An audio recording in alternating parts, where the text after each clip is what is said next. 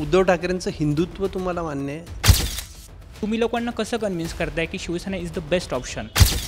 वंचितचा जो फॅक्टर आहे त्याचा फटका कितपत बसेल असं तुम्हाला वाटतंय? तुमच्या बोलण्यात मला एक शब्द कॉमन होता, बिनशर्त मी उतरलो यासाठी वगैरे. असाच एक बिनशर्त पाठिंबा राज ठाकरेंनी दिला आहे. तुम्हाला अजित पवार यांच्या राष्ट्रवादीत जाण्यासाठी दबाव होता तुमच्यावर? आदित्य साहेब एक सेक्युलर फेस आहे. मुस्लिम समाजाला आता एकदम थेट वाटते की Uddhav Thackeray is the best answer to BJP. Prakash Ambedkar साहेबांचा एकदम अत्यंत आदर करतोय, तर मला असं वाटतंय कुठे ना कुठे मिसकॅल्क्युलेशन झालेलं आहे. मुस्लिम समाजच नाही, हिंदू समाज पण, त्यांना पण असं वाटतं की 10 वर्ष झाले आता आणि आपल्याला आता बदल पाहिजे. फक्त राजसाहेब यानंतर फिर एक बार व्हिडिओ लावतील आणि जे, कारण ते एकदम फॅक्ट्स म्हणतात ना, तर जे चुकीचं असेल त्याला ते रिव्हर्स करतील, मला असं वाटतं. नमस्कार, मटा पत्रकार परिषद या निवडणूक विशेष कार्यक्रमात तुम्हा सगळ्यांचं स्वागत आहे.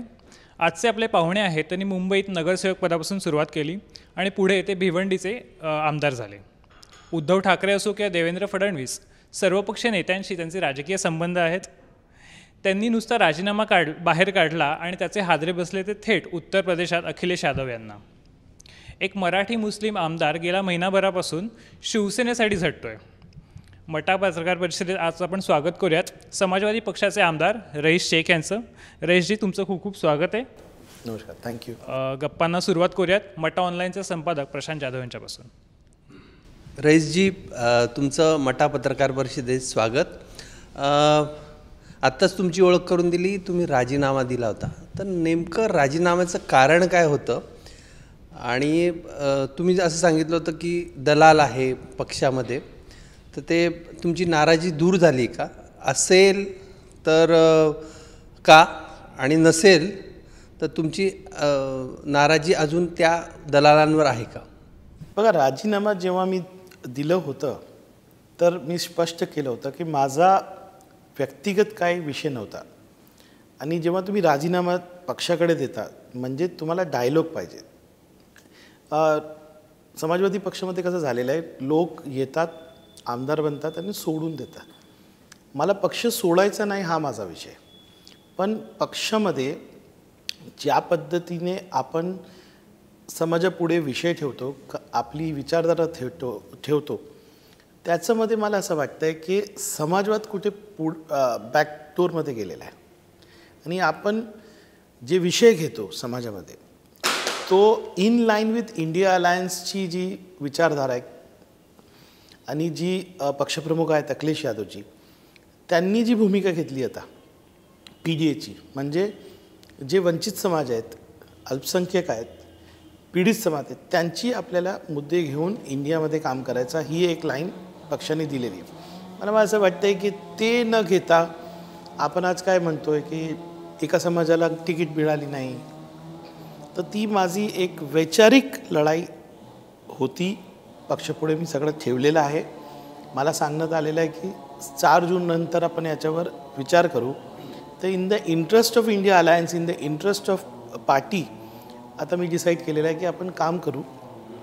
4 जून नंतर आपले जे वरिष्ठ आहे महाराष्ट्रामध्ये, लखनौमध्ये, ते आपल्याला बोलवतील आणि हे विषयावर आपण सविस्तर चर्चा करू. आणि एक मोठा मुद्दा असा आहे की महाराष्ट्रामध्ये आपल्याला भारतीय जनता पार्टीला बाहेर ठेवायचा आहे, तर तो एक 1 पॉईंट अजेंडा घेऊन मी आता काम करतो आहे. रईस शेख, तुमच्यावर आता महाविकास आघाडीच्या प्रचाराची जबाबदारी दिली आहे, तर कोणकोणते असे पॉकेट्स आहे जिथे तुम्हाला प्रचाराची धुरा तुमच्याकडे सोपवली? बघा, आता भिवंडीमध्ये मी महाविकास आघाडीचा एकमात्र आमदार आहे. ठाण्यामध्ये एकमात्र, म्हणजे 2 आहेत, जितेंद्र आहेत पण ते ठाणा डिस्ट्रिक्टमध्ये आहेत. तर भिवंडी माझी मूळ जबाबदारी आहे. आणि मी तुम्हाला सांगतो की सर्वात प्रथम बाहेर येऊन बिनशर्त प्रचाराला मी सुरुवात केलेली आहे आणि चांगला प्रतिसाद पण लोकांमध्ये आहे. आपण भिवंडीमध्ये एकदम पुढे चाललो आहे. आणि भिवंडीमध्ये मला असं वाटतं आहे की बाल्यामामा जे सुरेश म्हात्रे साहेब आहेत ते निवडून येतील, आणि असं आश्वासन आजच मी सन्माननीय शरद पवार साहेबांना दिलेला पण आहे. तर भिवंडी आपली मूळ जबाबदारी आहे. आणि जिथे मी नगरसेवक होतो मुंबईला, साऊथ मुंबई बायखळामध्ये, तिथे पण एक मोठी जबाबदारी आपली आहे, कारण तिथे जे समाज आहे ते आपल्याकडे बघतोय नेतृत्वासाठी किंवा समाजामध्ये एक असा वातावरण क्रिएट करण्यासाठी की जी आता शिवसेना जिथे कॅन्डिडेट आहे तिथे मुस्लिम समाजाला कुठे ना कुठे वाटेल की बाबा ही जी पक्ष आहे ते BJPमध्ये होती, BJP सोबत होती, आता नंतर ते जाईल की नाही जाईल. तर आपण मुंबईमध्ये काम करतो आहे आणि जिथे वर्षाताई गायकवाड कॅन्डिडेट आहेत, ती माझी बहीण आहेत एकदम, तर तिथे पण मी प्रचार करतो आहे. तिथे बँड्रा वेस्टमध्ये जे अफ्लुएंट मुस्लिम आहेत, मुस्लिम जे अलीट आहेत, त्याच्यामध्ये राजकीय पक्षांना पोचण्याकरिता त्रास होतो आहे, तर तिथे मी लक्ष देतो आहे. 3 सीटवर मी काम करतो आहे आणि जिथे समाजवादी विचारधाराचे लोक आहेत, जिथे समाजवादीचा प्रभाव आहेत, सर्व जागे आम्ही प्रयत्न करतो आहे की लोकांमध्ये जाऊन मॅक्सिमम इम्पॅक्ट केला पाहिजे. असं मुस्लिम मतदार हे उद्धव ठाकरेंच्या जवळ येत आहे, तर अशी काय कारणं आहे त्यामुळे जवळ येत आहे? आणि आता तुम्ही आता ह्या 3 भागात तुम्ही उल्लेख केला, तर तिथे काय अनुभव आहे, कसे ते जवळ येत आहे, कसे रिस्पॉन्स देत आहे, तर जरासं आमच्याशी शेअर करा. पहिले तर आपल्या माध्यमातून मी सर्व इंडिया घटक जे आहेत त्यांना एक पॉईंट क्लिअर करतो आहे की आज मुस्लिम मतदाता हे एंटी BJP वोट आहे. It is an anti BJP vote, पर कमिटेड आहे, एक मत आहे. तर तुम्हाला असं वाटेल की मुस्लिम मत उद्धवजींकडे जाते, तिथे निकट जाते, पण मला असं वाटतं आहे की सध्या तो वोट बँक एंटी BJP आहे. आता शिवसेना असो किंवा NCP असो किंवा काँग्रेस असो, समाजवादी, आता त्यांच्यावर आहे की मुस्लिम मतदारांसाठी तुम्ही इलेक्शन नंतर कसं वागतात, कसे तुम्ही त्यांचे विषय घेतात, तर हे वोट बँकमध्ये कन्वर्ट होईल. नाहीतर आत्ता सध्या ते फक्त एंटी BJP वोट बँक आहे. पण उद्धवजींनी ज्या प्रकारे चीफ मिनिस्टर होते तर भेदभाव न करता काम केलेलं आहे आणि उद्धवजींनी जी BJP विरुद्ध एक लढाई उभा केलेली आहे, तर ते मुस्लिम समाजाला असं वाटते की उद्धव ठाकरे हे नेतृत्व असं आहे की BJPला थेट कॉम्पिटिशन म्हणा किंवा थेट विचारणूक करू शकते असं मला वाटतं. तर मुस्लिम समाजाला आता एकदम थेट वाटते की Uddhav Thackeray is the best answer to BJP. आणि ज्याप्रमाणे आम्ही काही पाऊल घेतले, जसं मी शाखेत गेलो, तर उद्धवजींनी 1.5 वर्ष पूर्वी मला सांगितलं होतं की आपला जे अलायन्स आहेत खालपर्यंत जायला पाहिजे. तर आम्ही पण खूप प्रयत्न घेतले, म्हणजे समाजमध्ये जाऊन त्यांना मराठी समाजाला पण आश्वासित केलेलं आहे की मुस्लिम समाज 95% तुमच्यासोबत आहेत. त्यांना पण आश्वासन दिलेलं आहे की जे तुम्हाला वाटतंय की मुस्लिम समाज आपल्यासोबत, मराठी समाज आणि मुस्लिम समाज एकत्र आला तर इंडिया अलायन्सची बिगेस्ट स्ट्रेंथ ही आहे, तो मुस्लिम समाज करून देईल तुम्हाला, असा विश्वास त्यांना दिलेला आहे. आणि आपले मुस्लिम समाजाच्या लोकांना मी शाखेमध्ये घेऊन गेलो, आमची ऑफिसमध्ये त्यांना बोलवलं, तर जे उद्धव साहेबांचा जे विजन होता की खालपर्यंत जायला पाहिजे इंडिया अलायन्स, तो अचीव केलेला आहे पण, असं मला वाटतं. रईसजी, काही बातम्या अशा उडत उडत आमच्यापर्यंत येतात आणि त्याची पुष्टी आज तुमच्याकडनं करून घ्यायची आम्हाला. तर ऐकलं ते खरे आहेत का, हा असा एक राऊंड आहे आमचा.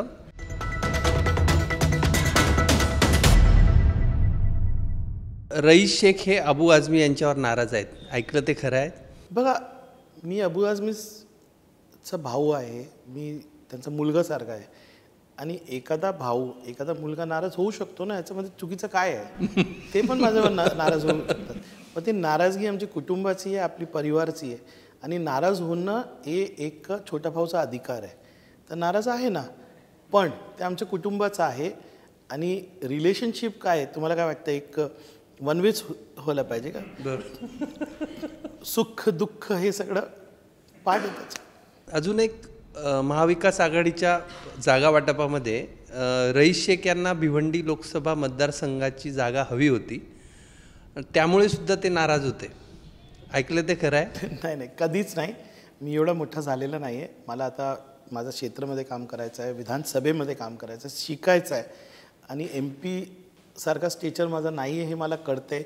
कधीही भिवंडी मतदारसंघाची सीट मागितली नाही, दिली असती तर घेतली नसती.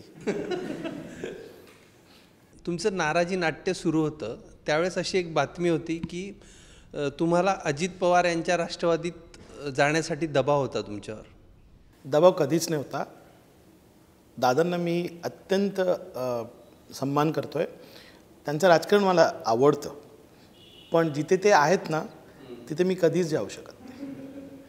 दादा आमच्याकडे येणार अशी माझी भावना आहे. रईस शेख नाराज होते त्यावेळेस अखिलेश यादव यांचा फोन आला आणि त्यांनी समजावलं की आपण बघूया भविष्यात काही होईल.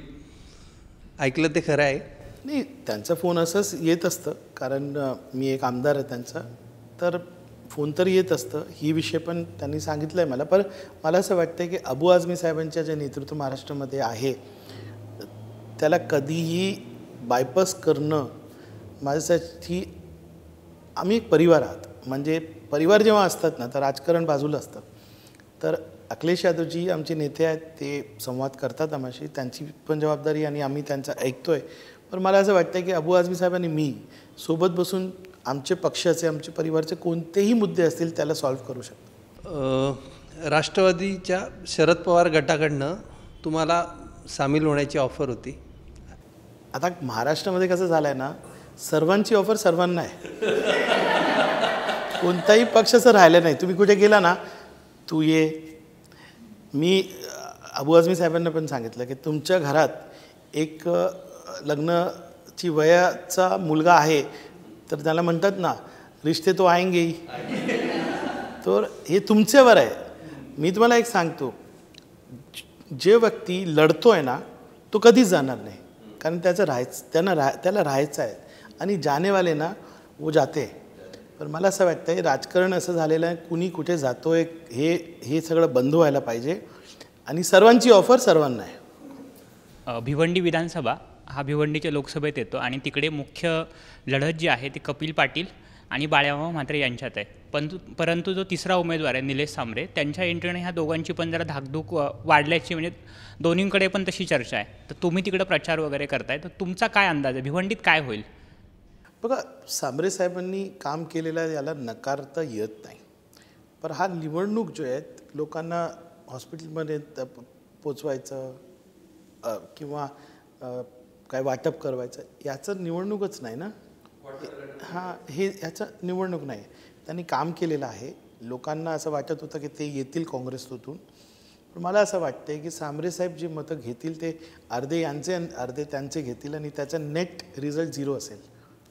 आणि मला असं वाटतं की निवडणूक जसं जसं जवळ येईल आणि 20 तारखेपर्यंत थर्ड फॅक्टर 0 होईल आणि प्रमुख लढाई कपिल पाटील आणि बाळामामा सोबत बिटवीन देमच होईल.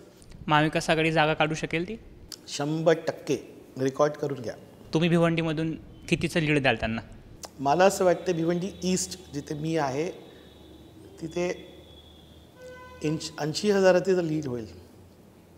आणि मुस्लिम समाजच नाही, हिंदू समाज पण, त्यांना पण असं वाटतं की 10 वर्ष झाले आता आणि आपल्याला आता बदल पाहिजे. ही निवडणूक बदलची निवडणूक आहे. भायखळा असेल किंवा म्हणजे जो मुस्लिम बहुल समाज जिथे आहे ते मतदारसंघ असतील, तिथे MIMला अंडर एस्टिमेट करून चालणार नाही. त्यांचा एक खूप मोठा प्रभाव त्या समाजावर आहे. सध्याची निवडणूक होते त्यामध्ये MIMसुद्धा म्हणजे उत्तर प्रदेश असेल किंवा महाराष्ट्रात असेल मोठ्या जागांवरती लढत आहे. प्रकाश आंबेडकर पण आहेत, त्यांनी पण खूप म्हणजे मोठ्या प्रमाणात त्यांनी उमेदवार उभे केले आहेत.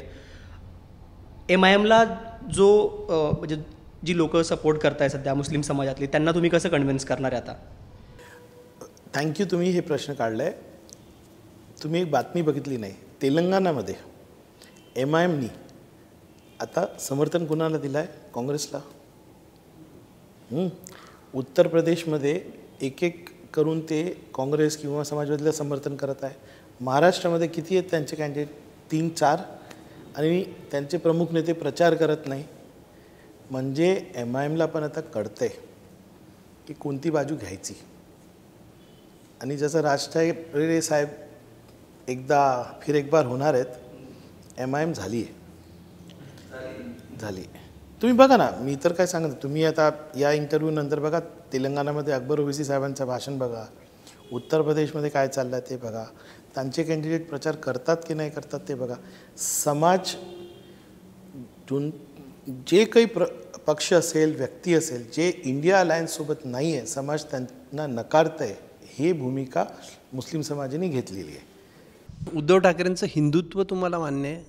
कारण की ते म्हणतात की आमचं हिंदुत्व प्रबोधनकारांचं हिंदुत्व आहे, तर ते हिंदुत्व मान्य आहे का तुम्हाला?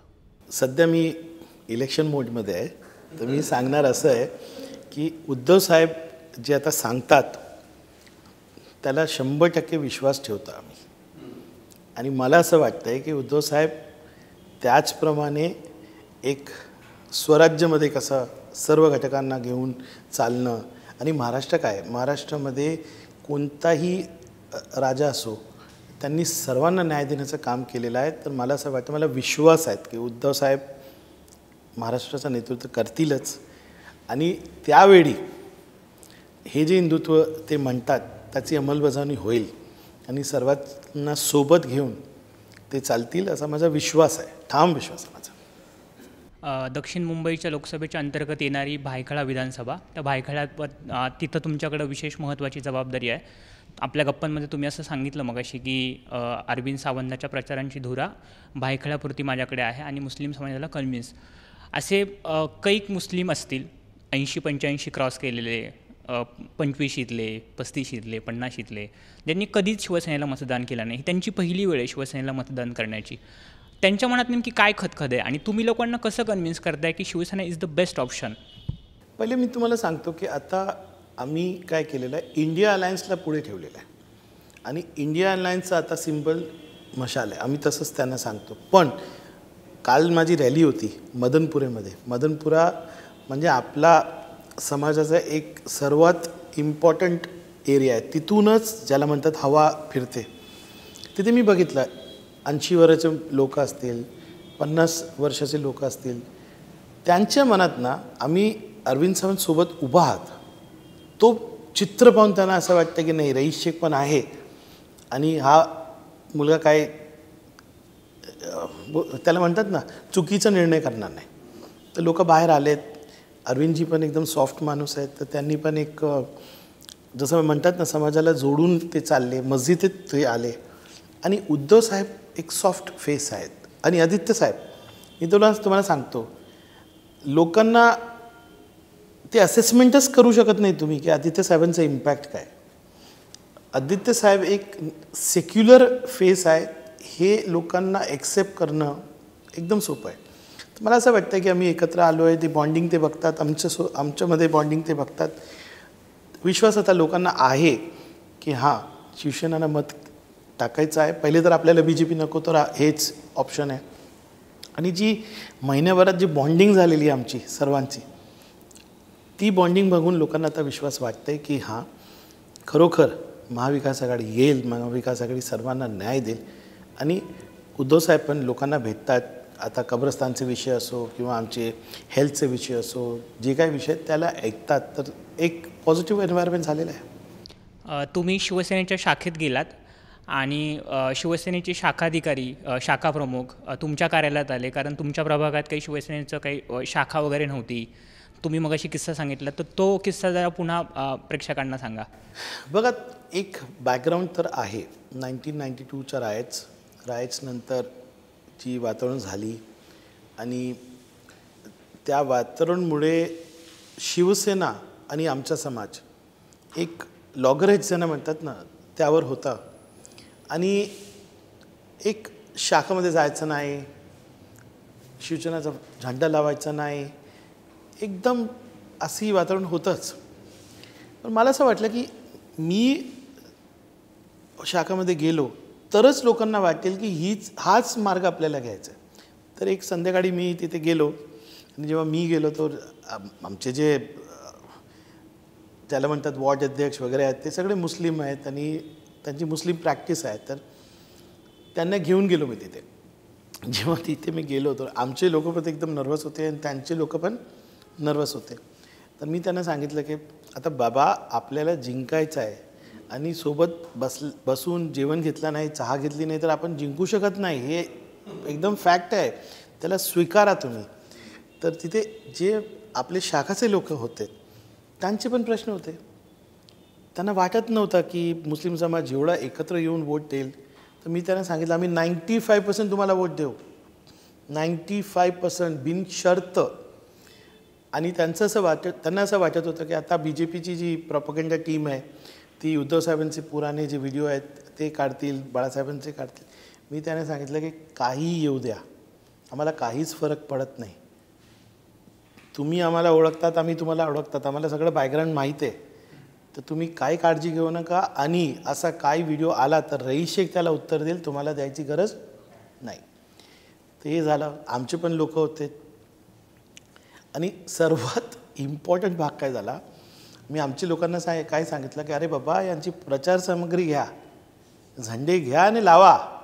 तर ते मला असं बघत होतं की अरे बाबा शिवसेना के झंडे लगाना अभी. तो वो कल भी कैसे हुआ कि मुझे गमछा पहनना था शिवसेना का. अब मुस्लिम समाज के लोग आके मुझे गमछा पिना रहे. आमचा तर गमछा आहे. आणि आता काय झालं, हे जे मुस्लिम कार्यकर्ते आमचे ते येऊन आम्हाला सांगतात अरे सिंबल तो पहनो. आणि ते येऊन मला सांगतात अरे मशाल घ्या हातात, सिंबल सांगा, सिंबल सांगा. तर मला तर एकदम मतलब 1 महिन्यापूर्वी जेव्हा मी शाखेत गेलो तर तुम्ही त्यांची सामग्री घेत नव्हता. आणि मी त्यांना सांगितलं की अरे बाबा वोट कैसा मिलेगा अगर तू मशाल नहीं लेके जाओगे, स्टिकर नहीं लगाओगे तो लोकांना कळणार कसं. आणि त्यांची महिला शाखा प्रमुख होती. मी त्यांना सांगितलं अरे बाबा तुम्ही उद्या तुम्ही मस्जिदमध्ये या. तर ते मला असं बघत होती, मस्जिदमध्ये? हां. मी सांगितलं की तिथेच महिला येतील आणि मस्जिदमध्ये 400 मुस्लिम महिला. आणि बसली कोण आहे, शिवसेनेची शाखा प्रमुख.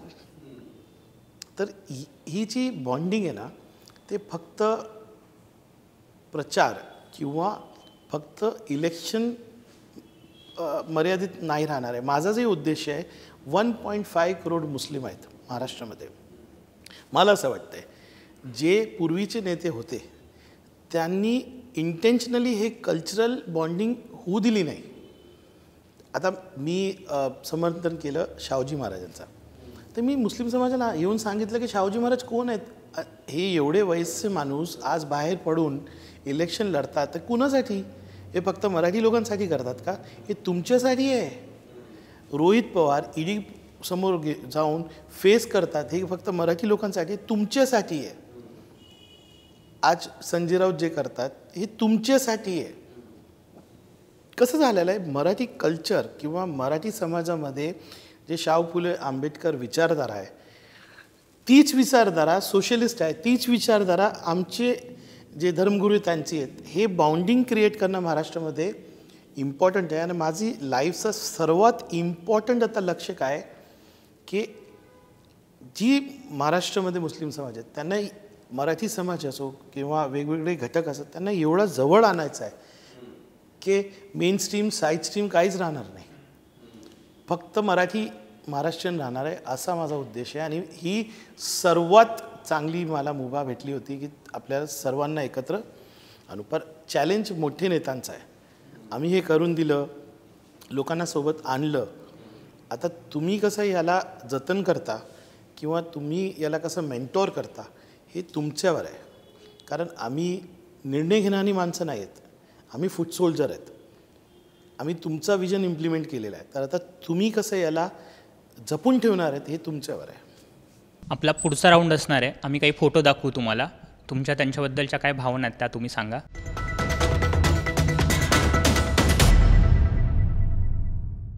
पहिला फोटो आहे ज्येष्ठ नेते शरद पवार. अत्यंत आदर आणि लढाई कशी करायची ते कॉलर जे वरती केलेलं ना तो माझ्या आयुष्यात सर्वात आठवण राहणारा एक क्षण आहे. दुसरा फोटो आहे तुमचे मित्र देवेंद्र फडणवीस. मित्र आहेत, मित्राचा फोटो आहे. नाही, देवेंद्रजीचा डेव्हलपमेंट मॉडेल चांगला आहे पण त्यांची विचारधारा आम्हाला नको आहे. देवेंद्रजी मायनस विचारधारा. तिसरा फोटो तुम्ही ज्यांच्यासाठी आत्ता काम करताय ते उद्धव ठाकरे. उद्धवजीचा एक इंटरॅक्शन आहे माझा. उद्धवजीने एक स्टेटमेंट केलं होतं की जेव्हा भावना गवळी जाऊन पंतप्रधानांना राखी बांधवली होती, तर उद्धवजीने सांगितलं होतं की तुमको राखी बांधना है तो बिल्किस बानो के हात से बांधिए. तो मी त्यांना जाऊन भेटलो आणि उद्धवजी फिजिकली फ्रजाईल आहेत आता, पण मला असं वाटतं की सर्वात दमदार ज्याला म्हणतात ना एक व्यक्तिमत्व असा ज्याला म्हणतात खरखर ते आहेत. कारण त्यांनी मला काय सांगितलं, मी भेटलो त्यांना, आदित्यजींनी मला घेऊन गेले.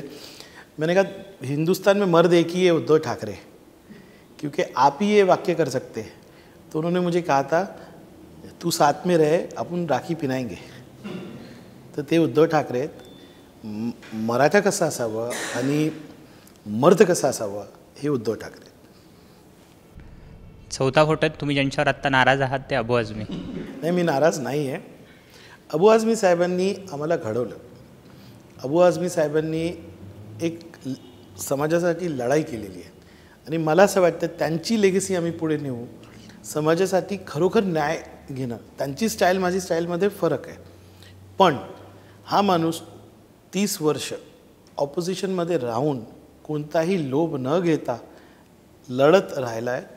तो त्यांची अचीवमेंट आहे आणि यांची विचारधारा आणि त्यांचे जे त्यांना अचीव करायचं होतं ते अचीव करूनच मी राहणार आहे. ह्याला जोडून फक्त एक प्रश्न विचारतो की सध्याचा हा जो काळ आहे हा सत्ताधारी पक्षात जाण्याचा काळ आहे, निधी मिळवण्याचा काळ आहे. तुम्ही विरोधी पक्षात का नेमकं? तुम्हाला नाही वाटत का की निधी वगैरे मिळवला पाहिजे? मी लेफ्ट सेंट्रिक आहे. मी तर आदित्य साहेब मला हमेशा एकदम रेग्युलरली सांगतात की मी एंटी एस्टॅब्लिशमेंट आहे. तर आमची बाजू तर आम्ही आयुष्यात ठरवलेली आहे की आम्ही तिथे कधीच राहणार नाही. मला कधी हे स्वप्नच येत नाही की मी मंत्री होईल आणि मी मंत्री झालो पण चांगला मंत्री होणार नाही. तर मला असं वाटतं आहे की ऑपोजिशनमध्ये राहून एक बॅलन्स ठेवणं गरजेचं आहे. तर निधी असो किंवा ते मंत्रीपद असो, ते कधीच मला असं वाटत नाही की I will be very uncomfortable being in power. आणि पुढचा फोटो तुमच्या पक्षाचे सर्वेसर्वा. अखिलेश भाई is like a brother. And Akhilesh भाई त्यांची जी विचारधारा आहे सोशलिझमची, बघा सर्वात इम्पॉर्टंट काय आहे, आपण सोशलिस्ट आहोत, आपण सर्वांसाठी काम करणारा माणूस आहेत. यांनी जेव्हा MIM एकदम हाय एंडमध्ये आली होती तर मी त्यांच्याकडे गेलो होतो. त्यांनी एक वाक्य मला सांगितलं होतं की it is very easy to become communal, it is very difficult to remain secular.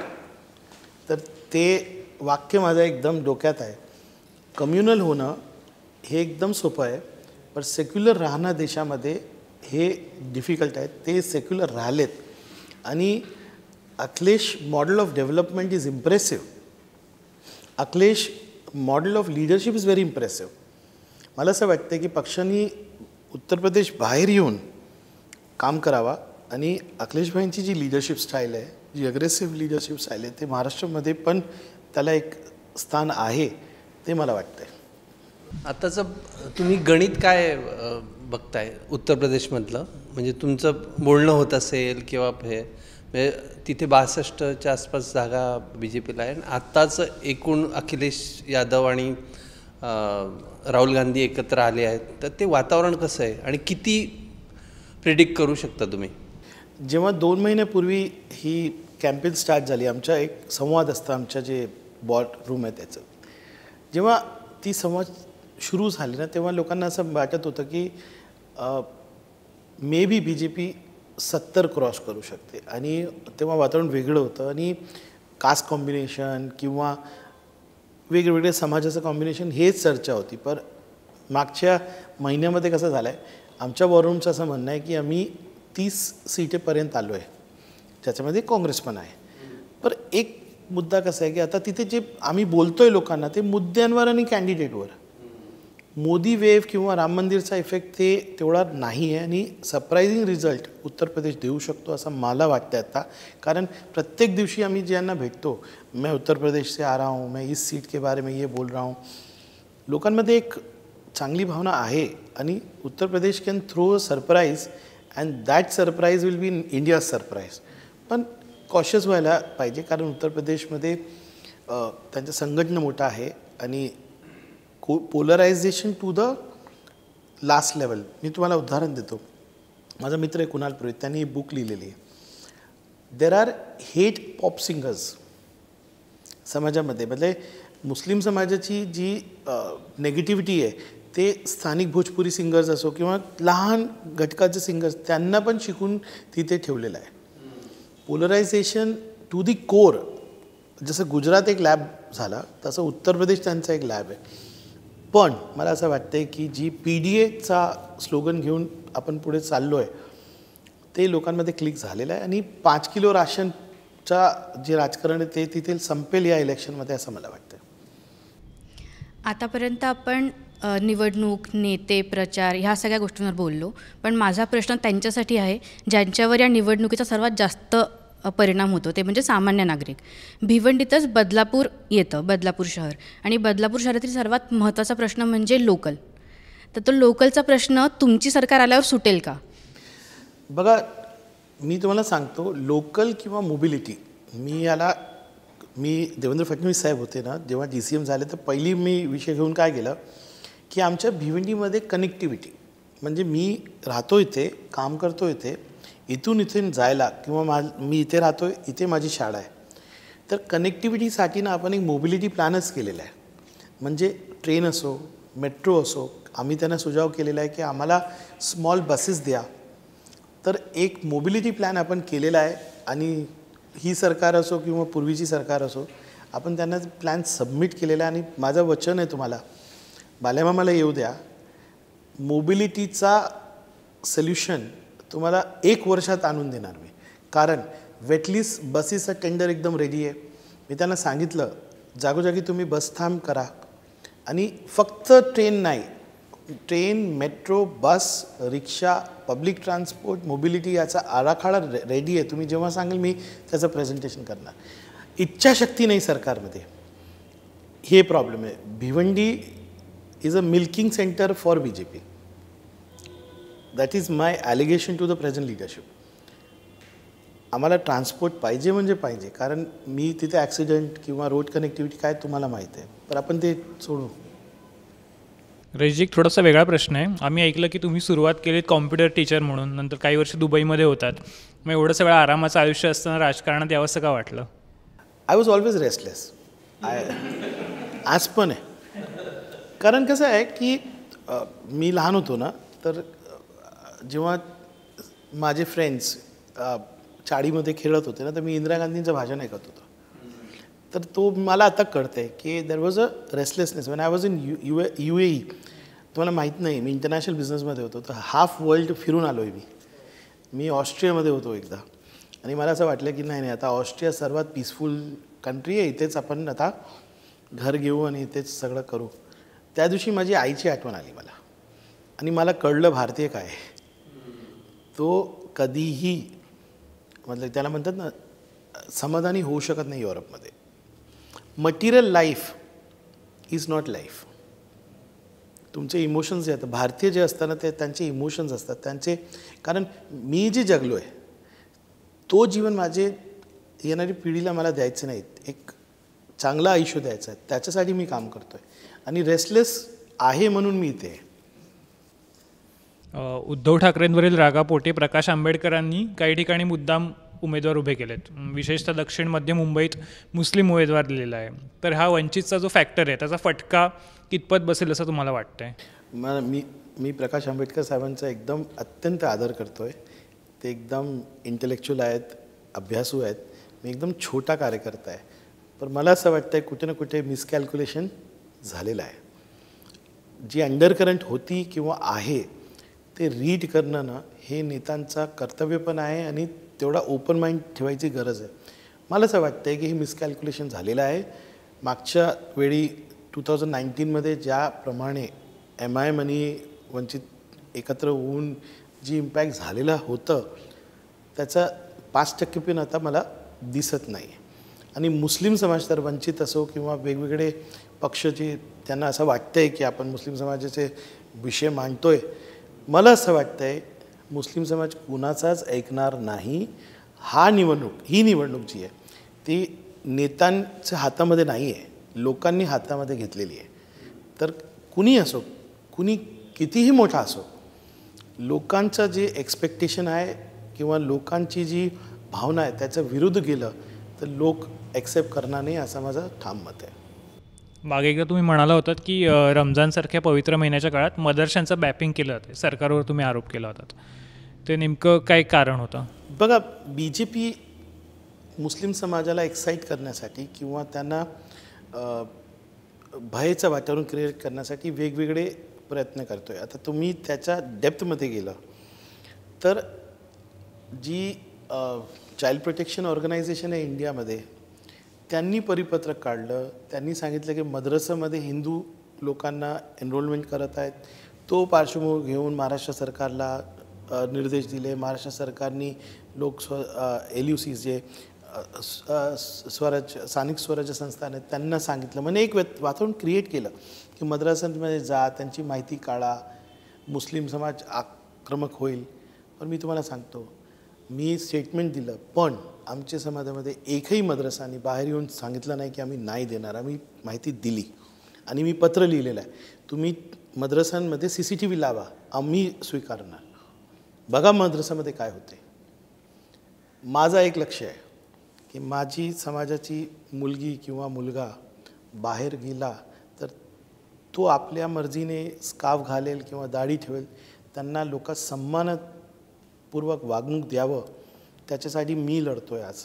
कारण माझी पण मुलगी आहे, त्याची मर्जी, शी इज इंडिपेंडेंट. किंवा तिला उद्या वाटेल की मी स्कार्फ घालेल, पण तो स्वतंत्रता, तो डेमोक्रेटिक राईट, कॉन्स्टिट्यूशन राईट तिचा आहे, तर लोकांनी त्याला सन्मान द्यावा. कारण ते स्कार्फला सन्मान नाही आहे, ते सन्मान आहे कॉन्स्टिट्यूशनचा सन्मान आहे. तुम्ही 2-3दा तुमच्या बोलण्यात मला एक शब्द कॉमन होता, बिनशर्त मी उतरलो यासाठी वगैरे. असाच एक बिनशर्त पाठिंबा राज ठाकरेंनी दिला आहे आणि तो महायुतीला दिला आहे. आणि त्यांनी आता मध्यंतरी एक विधान केलं होतं की मशिदीमधून त्यांच्यासाठी फतवे निघत आहेत, तर मीही फतवा काढतो की तुम्ही मतदान करा म्हणून महायुतीच्या बाजूने. तर तुम्हाला वाटतं हे पूर्ण म्हणजे कम्युनल आपण म्हणतो त्याच्यावरती निवडणूक घेऊन जाण्याचा प्रयत्न होतो आहे? पहिले बिनशर्त जेव्हा मी म्हणतो आहे ना, मी समाजाच्या रिफ्लेक्शन तुम्हाला सांगतो आहे. मी व्यक्ती म्हणून सांगत नाही, मी एक समाज म्हणून सांगतो आहे की मुस्लिम समाज बिनशर्त आलेला आहे. आणि बिनशर्त का आलेला आहे की आम्हाला जे पाहिजे होतं, उद्धवसाहेब असतील, सन्मानित शरद पवार साहेब असतील, अखिलेश यादव असतील, तेजस्वी यादव असतील, ममता बनर्जी, बिनशर्त त्यांनी कॉन्स्टिट्यूशन वाचण्यासाठी एक लढाव उभा केलेला आहे. तर माझा कॉन्टेक्स्ट काय, यापैकी काहीच आम्हाला नको आहे. आम्हाला संविधान पाहिजे, कारण संविधानच आमचं संरक्षण करणार आहे. तो माझा कॉन्टेक्स्ट बिनशर्त तो आहे. तर राजसाहेब मोठे नेते आहेत, आता बिनशर्त आहे नाही आहेत ते महाराष्ट्राला माहीत आहे. आणि राजसाहेब एक विजनरी लीडर आहेत. मला असं म्हणायचं आहे की राजसाहेबांनी BJPचे जे अजेंडा आहे ते पुढे घेऊ नये, कारण महाराष्ट्राचे लोक त्यांना प्रेम करतात. मी काम केलेलं आहे संदीप देशपांडे वगैरे सोबत. त्यांचा जे ओरिजिनल अजेंडा आहे महाराष्ट्र आणि मराठी भाषेचा, तोच एवढा पॉवरफुल आहे की त्यांना BJPची काय गरज नाही. हे BJP के लोक काय करतात, हे आपल्या नेत्यांना, मी राजसाहेबांना आपला नेता मानतो आहे, आपले नेत्यांना असं काय अजेंडा देऊन फिरवतात. मला असं वाटतं आहे की राजसाहेब एक मोठे नेते आहेत, महाराष्ट्राला त्यांची गरज आहे. त्यांनी आपले महाराष्ट्राचा मुद्दा घ्यावं. हे कम्युनल मुद्दा त्यांचं नाही आणि त्यांना पटत पण नाही. मला जेव्हा ते बोलतात ना, मला असं वाटतं त्यांना पण पटत नाही ते. खैर, राजकारण आहे, हा फेज आहे, बिनशर्त ते करतात. पण मला असं वाटतं राजसाहेब यानंतर फिर एक बार व्हिडिओ लावतील आणि जे, कारण ते एकदम फॅक्ट्स म्हणतात ना, तर जे चुकीचं असेल त्याला ते रिव्हर्स करतील, मला असं वाटतं. हा, पण ते 2014मध्ये त्यांचा मोदींना पाठिंबा होता, त्यांचे उमेदवार जिंकले. तर अर्थात ते जिंकले नाहीत त्यांचे उमेदवार कोणीच. 2019ला ते लावरे तो व्हिडिओ म्हणून त्यांची भूमिका मोदी आणि शहाना राजकीय क्षितिजावरून दूर करा अशी होती. आणि आता 2024मध्ये ते म्हणतात की मोदींना माझा पाठिंबा आहे बिनशर्त. म्हणजे हे काय, म्हणजे कुठलं राजकारण आहे? मी जेव्हा कॉलेजमध्ये होतो ना, तर माझे प्रोफेसर मला एक वाक्य ते नेहमी सांगायचे की confusion is not wrong, confusion is reflection of human being. तर असतील ते आता, पण मला असं वाटतंय की निवडणूक झाल्यावर फिर एक बार होईल. अनाकलनीय असा त्यांचा शब्द होता मागच्या निवडणुकीत निकाल लागल्यानंतर. तसं काय अनाकलनीय झालं तर त्यांची भूमिका बदलेल का? बघा, भूमिका चेंज करणं काय वाईट नाही आहे. म्हणजे आपल्या राजकारण काय झालं आहे, तुम्ही एकदा एक भूमिका घेतली म्हणून तुम्ही दुसरी भूमिका घेऊ शकत नाही. मला तर चांगलं वाटतं की राजसाहेब एक भावनिक माणूस आहेत आणि त्यांना फिर एक बार होईलच असं माझा एक ठाम मत आहे. आत्ता मध्ये एक नरेंद्र मोदींनी एक मुलाखत दिली आणि त्यात त्यांनी ठाकरे कुटुंबांशी त्यांचे संबंध कसे आहेत याबद्दल ते बोलले, बाळासाहेबांबद्दल बोलले. त्यांनी उद्धव ठाकरेंच्या आजारपणाचा पण उल्लेख केला आणि म्हटलं की मी त्यांना फोन केले होते त्यांच्या पत्नीला की त्यांची प्रकृती कशी आहे विचारण्यासाठी. उद्धव ठाकरे कधी अडचणीत आले तर त्यांच्यासाठी धावून जाणारा पहिला माणूस मी असेन असं मोदी म्हणाले. तर मग आणि या निवडणुकीमध्ये अजून एक गोष्ट हे होते की मोदी की गॅरंटी. तर आता हे सगळं एकंदरीत आणि मोदींनी आता केलेलं हे विधान बघता तुम्ही गॅरंटी घेऊ शकता का की उद्धव ठाकरे परत तिकडे जाणार नाहीत? बघा, मी एक लिबरल माणूस आहे आणि मी कधीच असे विचार नाही आहेत की एका माणसाने हे करावं नाही ते करावं नाही. पण मला असं वाटतं की सविस्तर आज तुमच्याच एक सिस्टर ऑर्गनायझेशनमध्ये सविस्तर उद्धवजींनी हे उत्तर दिलेलं आहे.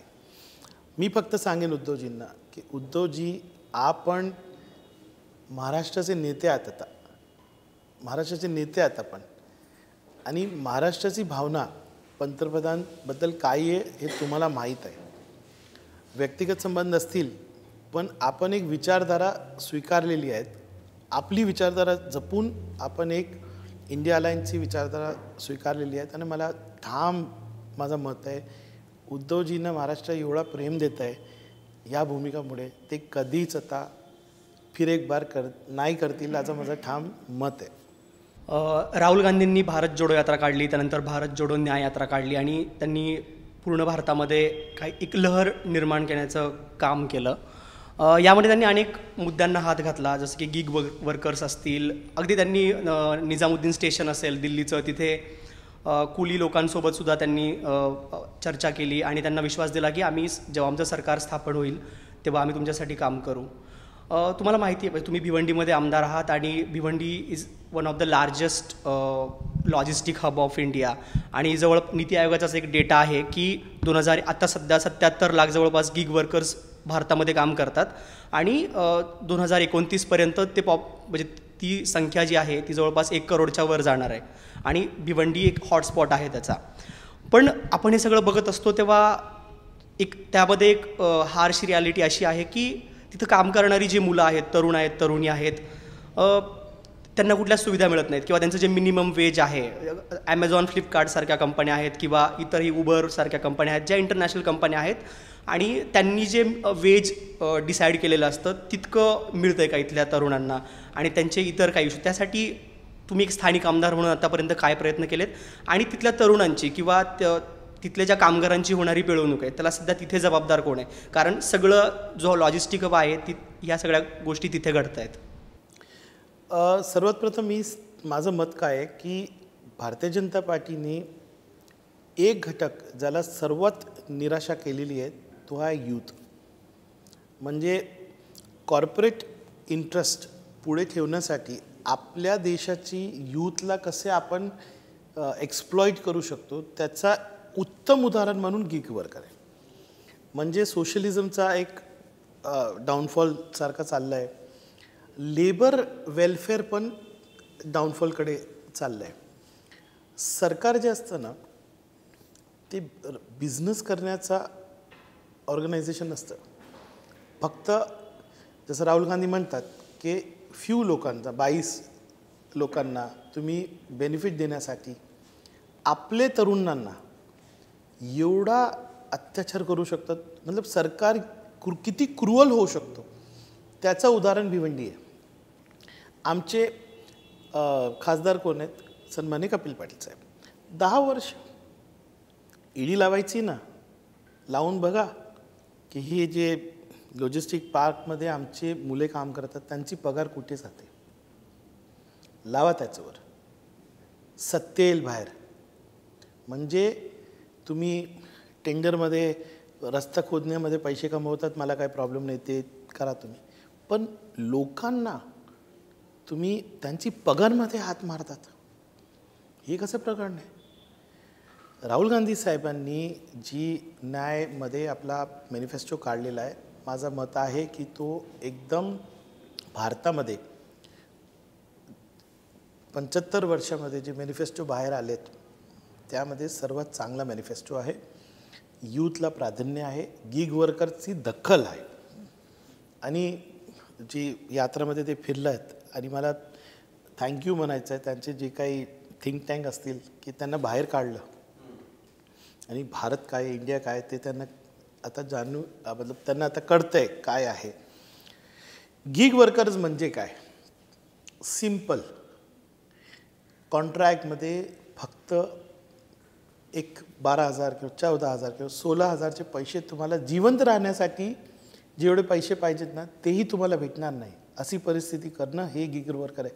कॉन्ट्रॅक्ट एम्प्लॉई म्हणून तुमचे सगळे हक्क म्हणजे तुम्हाला सिक लीव्ह नाही, लोकांना वर्किंग आवर्सपेक्षा जास्त काम करणं, वर्क कंडिशन काय आहे त्याची काही दखल नाही, ट्रान्सपोर्ट नाही, तुम्हाला मेडिकल इन्शुरन्स नाही, तुम्हाला लाईफ इन्शुरन्स नाही, तुम्हाला ॲक्सिडेंटल इन्शुरन्स नाही, तुम्हाला प्रॉव्हिडंट फंड नाही. अरे तुम्ही यंग आहात, तुम्ही काम करणार, अरे बाबा एखादा माणूस 50 झाला 60 झाला त्यानंतर त्या जीवित कसं राहणार हे भारताने कॉन्स्टिट्यूशननी सांगितलेलं आहे की त्याला प्रोटेक्शन पाहिजे, मरण्यापर्यंत प्रोटेक्शन पाहिजे, त्यानंतर त्याच्या कुटुंबाला प्रोटेक्शन पाहिजे. पण हे सगळे राईट्सला एकदम समाप्त करण्याचं काम भारतीय जनता पार्टीने केलेलं आहे. का पंतप्रधान याच्यावर बोलत नाही? 1 करोड लोक आहेत, तुमचे नीती आयोग सांगते ना. तर यूथला निग्लेक्ट करणं हे भारतीय जनता पार्टीचं ऑफिशियल धोरण आहे. आणि भिवंडीमध्ये मी हे असेंब्लीमध्ये उचललेलं आहे. तमिळनाडूने जे लॉ केलेलं आहे तसंच लॉ आपल्याला इथे आणायचं आहे. आणि मी तुम्हाला शब्द देतो, आता माझा टर्म संपतोय पण नेक्स्ट टर्ममध्ये गिग वर्करना न्याय देणं महाराष्ट्रामध्ये हा माझा सर्वात मोठा प्राधान्य राहील. रॅपिड फायर राऊंड आहे, 2 पर्याय देतो, त्यातलं एकच निवडायचं आहे आणि तो टफ आहे.